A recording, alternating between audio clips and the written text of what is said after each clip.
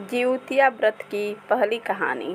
कहा जाता है एक बार एक जंगल में चील और लोमड़ी सियार घूम रहे थे। तभी उन्होंने मनुष्य जाति को इस व्रत को विधि पूर्वक करते देखा एवं कथा सुनी। उस समय चील ने इस व्रत को बहुत ही श्रद्धा के साथ ध्यान पूर्वक देखा, वही लोमड़ी का ध्यान निसोर बहुत कम था। चील ने कथा में बताए नियमानुसार निर्जला उपवास किया, जबकि सियार ने मांस खा लिया।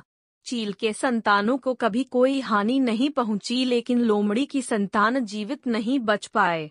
इसलिए पर्व में चील और सियार का बार बार जिक्र आता है और पहले और तीसरे दिन खाना पहले इन्हें ही खिलाया जाता है। हमारे यहाँ इन्हीं चील और सियार को चिल्हो सियारो कहा जाता है।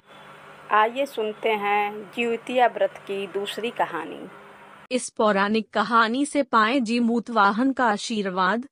संतान की लंबी आयु के लिए माताएं जितिया का व्रत रखती हैं। ऐसी मान्यता है कि इस दिन व्रत में कथा पढ़ने और सुनने से जीमूत वाहन का विशेष आशीर्वाद मिलता है।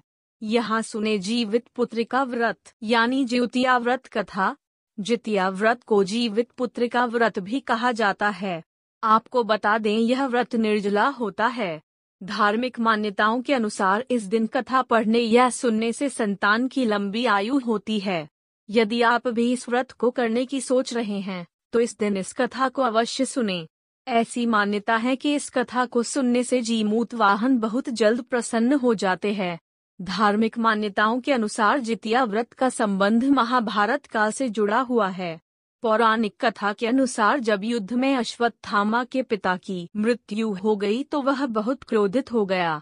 पिता की मृत्यु का बदला लेने के लिए वह पांडवों के शिविर गया और उसने वहां जाकर 5 निर्दोष लोगों की हत्या कर दी।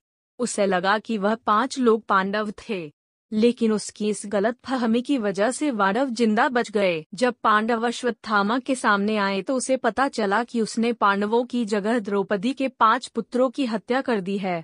अर्जुन को जब इस बात का पता चला तो वह बहुत क्रोधित हुए और उन्होंने अश्वत्थामा को बंदी बनाकर उससे दिव्य मणि छीन ली। इस बात का बदला लेने के लिए अश्वत्थामा ने अभिमन्यु की पत्नी उत्तरा के गर्भ में पल रही संतान को मारने की योजना बनाई। उसने गर्भ में पल रहे बच्चे को मारने के लिए ब्रह्मास्त्र चलाया।